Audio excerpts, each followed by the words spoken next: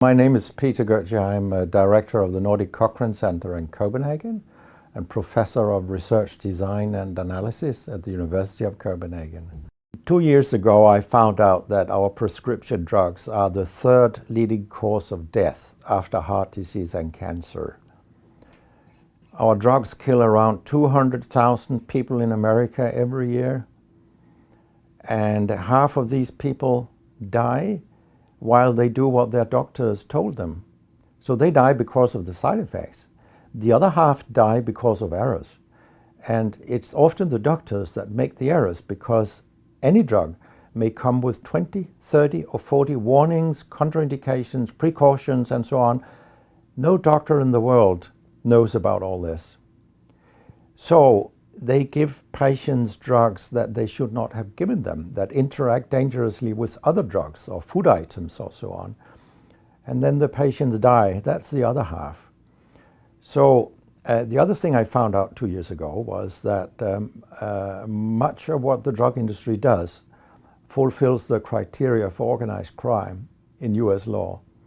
And they behave in many ways like the mafia does.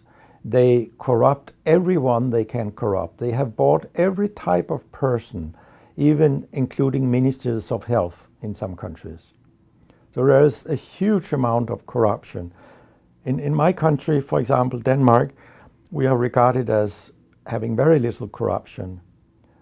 But yet we have thousands of doctors on industry payroll, although we are just 20,000 doctors. So this is an effective kind of corruption. The drug industry buys the professors first, then chiefs of department, then other chief physicians and so on. They don't buy junior doctors. So when several thousands are on industry payroll, it's really, really bad. And that's why I wrote my book, Deadly Medicines and Organized Crime, How Big Pharma Has Corrupted Healthcare. I hope to convince patients not to take so many drugs, because so many die from the drugs they take. In my country, people take so many drugs that every single citizen can be in treatment with 1.5 drugs from they are born till they die. This is incredible. And drugs are not that helpful. And they kill very many of us. We know that. That's why drugs are the third major killer after heart disease and cancer. So what we need in the coming years is to take far fewer drugs than what we do currently. If we did that and we were careful, then we could live longer and live better lives. Because drugs have many side effects, and patients often don't realize that when they become worse, that it could be a side effect of the drug, which they continue taking because that's what their doctors tell them. So when I was a specialist in internal medicine, what I very often did was that I stopped a lot of drugs, particularly in elderly people. And it's quite revealing to see a bedridden elderly person come into your ward, and when you stop the drugs, I mean, that person becomes many years younger. And many of these drugs affect the brain, and old people tolerate that very, very badly. They fall, and when they break a hip, 1/4 of them die. And for example, antidepressant drugs are used in more than 10% of our elderly. And they seem to kill 3% of them every year. I mean, if 100 old people take an antidepressant for 1 year, 3% of them will die because they fall and break their hip. This is a huge death rate. So a lot of other drugs than antidepressants also make people fall and kill them.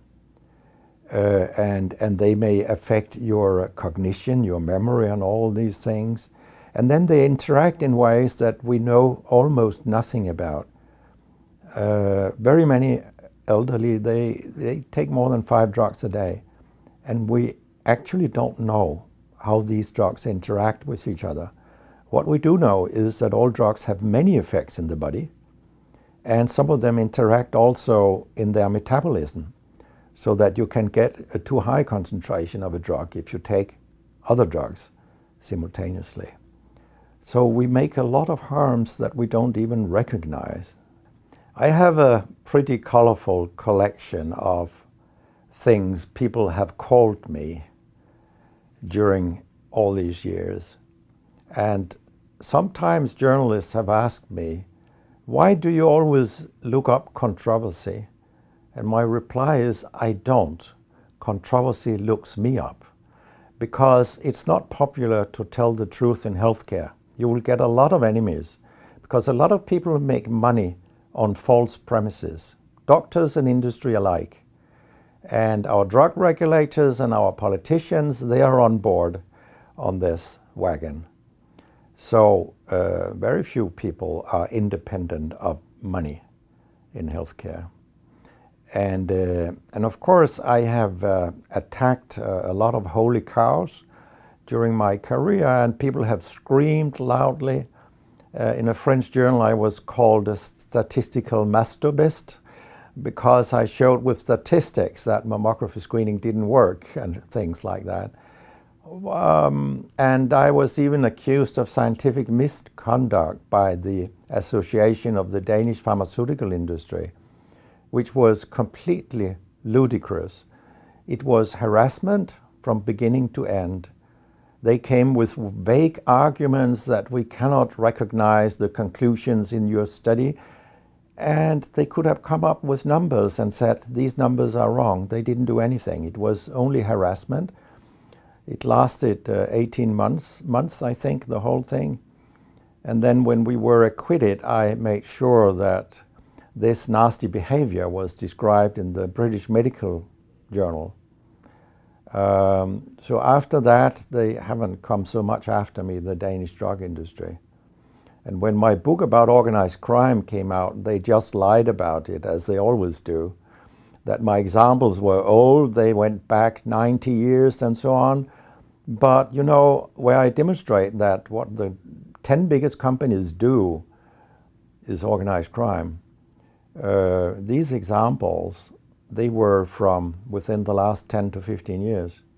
That's not old examples. And the crimes have increased because when crime pays, you will have more crime. That's how capitalism works.